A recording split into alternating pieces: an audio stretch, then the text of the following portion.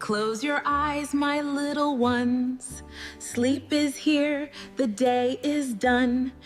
For days, 96 hours. His 3-year-old twins had not slept more than 20 minutes at a stretch in 4 straight days, and every doctor he flew in from every corner of the country had the same helpless shrug where an answer should have been. Then, on the 5th night, their new nanny walked into that nursery with nothing but an old cassette player and a memory nobody else in that house knew existed, and by morning, both children were sleeping so soundly he had to check twice that they were still breathing. What she did in that room should not have worked. It should not even have been possible. But it did, and it left a billionaire who had not cried in 11 months, standing in a dark hallway sobbing like a child himself. Stay with me until the end, because this story will remind you that sometimes the answer grief is searching for was never in a hospital at all. Before we go further, tell me quickly in the comments, where are you watching from tonight, and what time is it there right now? I love knowing who is with me on this journey. Please tap that like button, hit subscribe, and share this with someone who needs to believe healing shows up in unexpected forms. Now, let me take you back to where it all began. His name was Julian, a billionaire who had built a biotech empire, worth more than most small nations, a man who could fund research into diseases that baffled entire medical boards, yet could not solve the one problem breaking his own family apart from the inside. His twins, Micah and Lily, had lost their mother 11 months earlier in a car accident on a rain-slicked Nashville highway, an accident Julian had replayed in his mind every single night since, wondering if a different route, a different departure time, a different anything could have changed the outcome. The twins were only 2 years old when it happened, too young to fully understand death, old enough to feel its absence in every corner of that too-quiet house. For the first several months, they slept normally, the way small children often do, protected by an innocence that had not yet caught up to their loss. Then, for days before that 5th night, something shifted. Nobody could identify a clear trigger. Micah woke first, screaming inconsolably at 2 in the morning, and Lily woke moments later, matching his distress with an intensity that suggested some invisible thread connected them even in sleep. From that night forward, neither child slept more than brief, broken stretches, waking in terror, refusing to be soothed by any of the usual methods that had worked before. Julian brought in pediatric sleep specialists from Boston, child psychologists from New York, even a team from Johns Hopkins who ran every test imaginable and found nothing physically wrong with either twin. Grief-related sleep disturbance. They called it eventually common in young children who experienced early loss, typically resolving with time and consistency. Time was the one thing Julian's exhausted, hollow-eyed children did not seem to have. By the 4th sleepless night, he was desperate enough to try anything, which was how. At nearly midnight, his housekeeper mentioned an emergency staffing agency that specialized in overnight childcare for difficult cases. That was how Zora arrived at his gate at 11 o'clock on a Thursday night, calling with less than 2 hours' notice, carrying nothing but a small bag and, tucked inside it, without explanation, an old cassette player she had owned for over a decade. Zora was 43 years old, a black woman with the kind of calm, unhurried presence that seemed to lower the temperature of any room she entered. She had spent 15 years as a postpartum doula before transitioning into specialized overnight care for families in crisis, drawn to the hardest cases precisely because everyone else had usually already given up on them. The housekeeper, a brisk woman named Colette who had been managing the household since before the accident, met her at the door with visible exhaustion rather than skepticism this time, simply too tired from 4 sleepless nights herself to muster doubt about anything. She said, "I hope you brought patience, because nothing we have tried has worked." Zora simply said, "Sometimes the thing that works is not something you try. It is something you remember." If this story is already touching something in you, comment below and tell me, have you ever needed something from your childhood, a sound, a smell, a memory, to finally feel calm again? And please subscribe now, because what Zora does in that nursery will leave you speechless. Zora spent her first hour in that house not attempting to soothe the twins at all, but simply talking quietly with Julian in the kitchen, asking careful, general questions most of the previous specialists had skipped entirely in favor of clinical assessments. She did not ask about sleep schedules or bedtime routines. She asked what their mother's voice sounded like. She asked if the twins had any recordings, any videos, anything that captured their mother beyond photographs. Julian, hollow with exhaustion, said there was nothing like that, that his wife had been intensely private, uncomfortable being recorded, that even their wedding video contained more of him speaking than her. Then, almost as an afterthought, he mentioned something he had not thought about in months.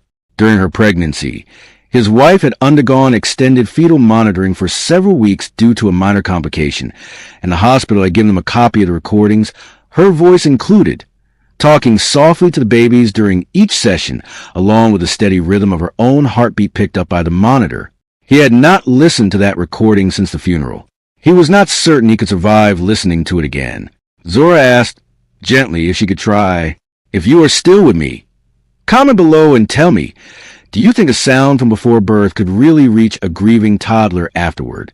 This story is about to take a turn you will not expect, so make sure you're subscribed before we continue. Julian retrieved the recording from a locked drawer in his study, his hands visibly shaking as he handed it over, unable to watch as Zora transferred it carefully onto an old cassette using equipment she had brought specifically for this purpose. Having done something similar, she explained quietly, for another grieving family years earlier. That night, instead of trying to rock or soothe the twins away every previous caregiver had exhausted themselves attempting, Zora simply lay down on the nursery floor between their two small beds, cassette player resting beside her, and pressed play. The sound that filled that room was faint, imperfect, filtered through years-old hospital equipment, but unmistakably present, a woman's voice, soft, unhurried, murmuring gentle nothings to babies not yet born, layered beneath the steady, rhythmic thump of heartbeat that had once been the only sound either twin knew before the world existed. Micah, who had been crying inconsolably for nearly 20 minutes despite every attempt to calm him, went still first, his small body pausing mid-sob as though some ancient, wordless part of him recognized something the rest of the house had forgotten how to offer. Lily followed moments later, her frantic crying softening into quiet, hiccuping breaths, both children turning instinctively toward the sound rather than away from it. Zora did not move, did not speak, simply stayed on that floor, letting the recording loop quietly, present but not intrusive, the way she had learned. Over 15 years, that true comfort rarely announces itself loudly. Within 20 minutes, both twins were asleep, deeply, fully asleep, in a way neither had managed in 4 days. Julian, standing frozen in the hallway outside, having crept upstairs to check after hearing the crying finally stop, pressed his back against the wall and slid down it slowly, sobbing silently into his own hands, hearing his dead wife's voice fill his children's room for the first time since the funeral, and watching, through the cracked door, as it did something no specialist, no medication, no amount of money had been able to do in 4 unbearable days. If this part of the story is moving you, please like this video right now, and comment below, has a familiar sound ever brought you comfort you could not explain? This story is not over yet, so make sure you are subscribed, because what happens next will test everything that just began healing. For the following week, the ritual continued every night, the recording playing softly while Zora stayed nearby on the nursery floor, both twins settling into deep, restorative sleep for the first time since their mother's death. Color returned to their faces. Micah's daytime tantrum softened. Lily, who had gone nearly silent during the sleepless days, began speaking in full sentences again, asking, with startling clarity for a 3-year-old, if that was Mommy's heart she heard at night.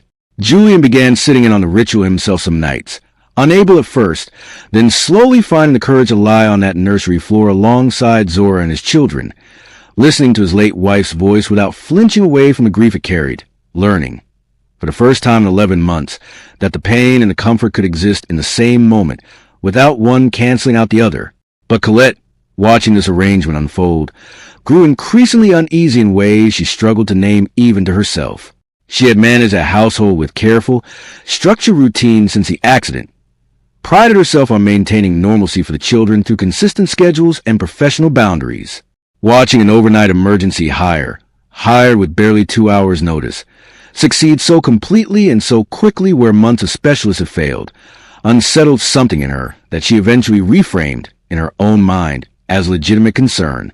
She began raising quiet questions with Julian's business manager, who handled household affairs whenever Julian traveled, suggesting that constant exposure to a deceased mother's recorded voice might not be psychologically healthy for two children still processing loss, that perhaps this created unhealthy dependency rather than actual healing, that a more traditional grief counseling approach, administered by licensed professionals rather than an overnight caregiver operating outside standard protocols, would better serve the children long term. The business manager, who had never actually witnessed a nursery ritual himself, relayed these concerns to Julian during a rare window between international calls, framing them with enough clinical language to sound credible, enough concern for the children's well-being to override Julian's own exhausted gratitude. Julian, still not fully recovered from 11 months of grief himself, still trusting professional judgment over his own direct experience in a way years of running a company had trained into him, agreed to have the arrangement reviewed. 2 weeks after that first miraculous night, without ever having personally raised his own doubts with Zora directly, Julian allowed his business manager to inform her that her services were being discontinued, citing concerns about appropriate therapeutic boundaries and recommending the family transition to a licensed grief counselor instead. Zora did not argue with someone who had never once witnessed what actually happened in that nursery.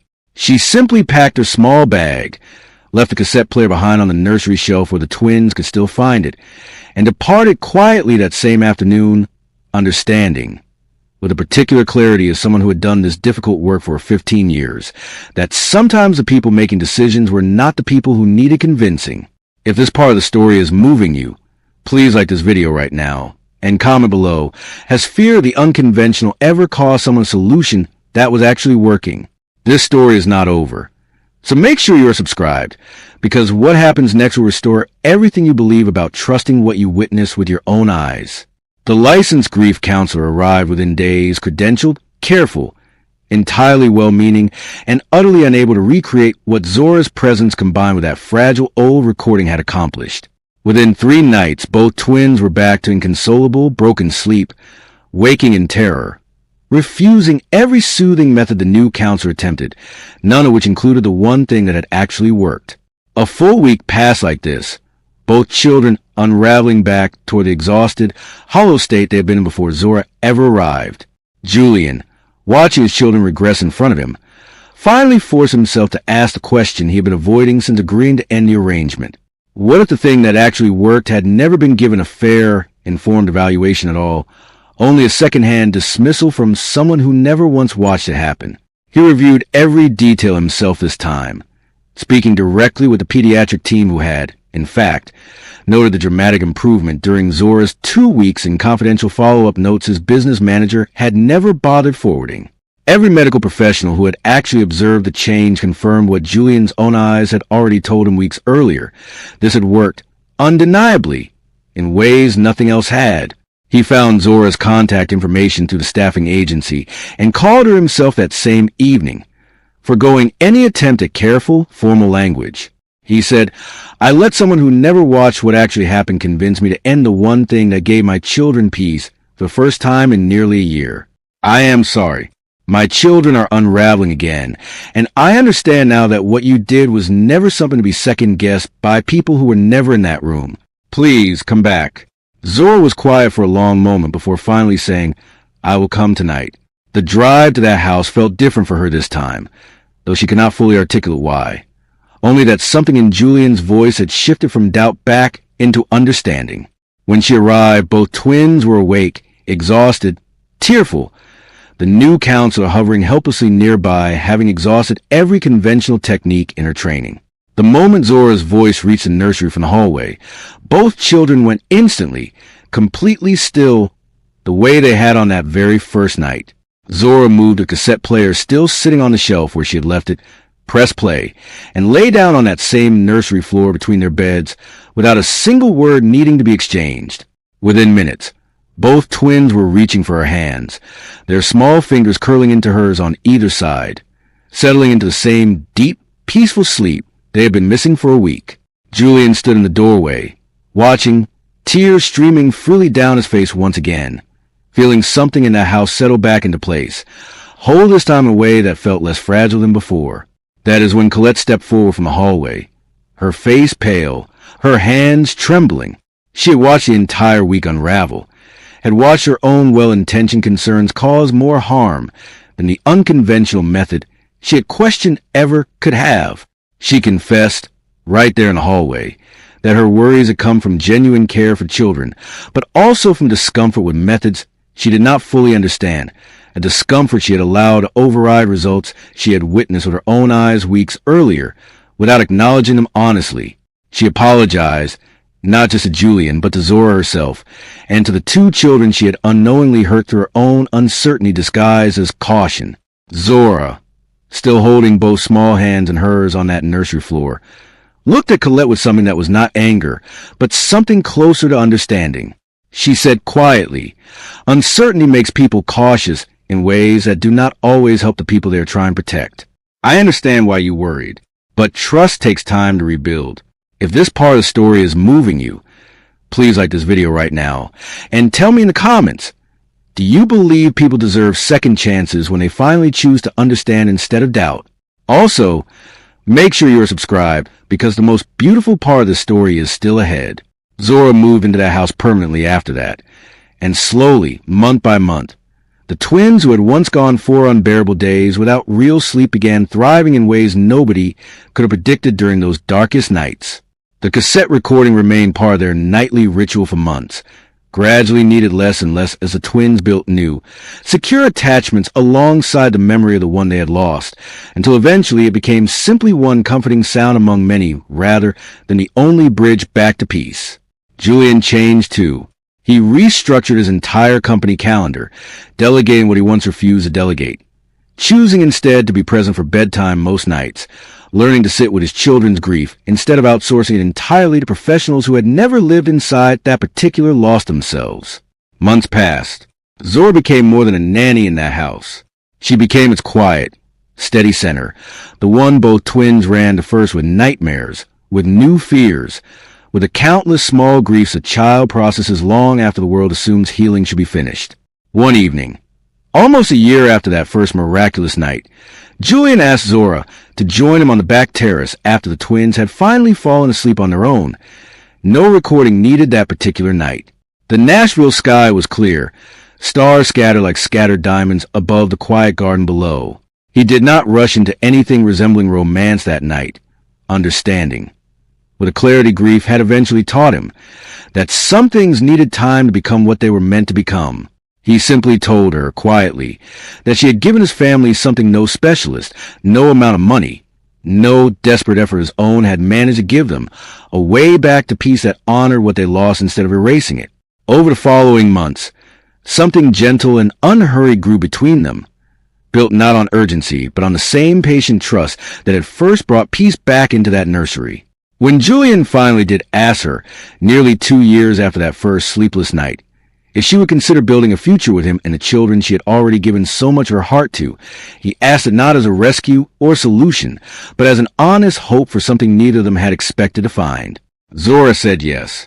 The small ceremony they held, quiet and unhurried, took place in that same garden, with Micah and Lily, now 5 years old, standing proudly beside them, the old cassette player, retired from nightly use but never discarded, sitting on a small table nearby as a quiet witness to where it had all begun.